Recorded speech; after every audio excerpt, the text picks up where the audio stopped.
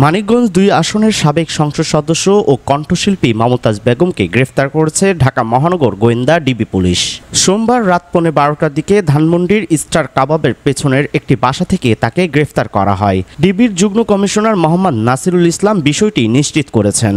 তিনি বলেন, আওয়ামী লীগের সাবেক এই এমপির বিরুদ্ধে রাজধানী ও মানিকগঞ্জে বৈষম্য বিরোধী ছাত্র আন্দোলনের হত্যাসহ একাধিক মামলা রয়েছে।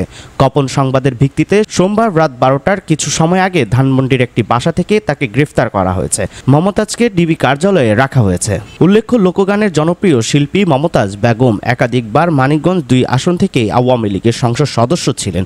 বৈষম্য বিরোধী ছাত্র আন্দোলনে হত্যা ও হত্যাচেষ্টা মামলা ছাড়াও মমতাজের বিরুদ্ধে একাধিক হত্যা মামলা রয়েছে।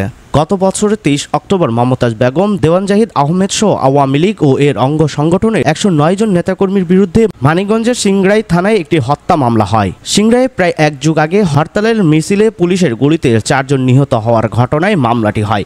মামলায় অজ্ঞাতনামা আরও ৫০০ থেকে ৬ জনকে আসামি করা হয়। এর আগে ১০ অক্টোবর মমতাজ বেগম ও ৩৭ পুলিশ সদস্য ৯০ জনের নাম উল্লেখ করে এবং অজ্ঞাতনামা ৬০ জনকে আসামি করে আদালতে একটি হত্যা মামলা হয়।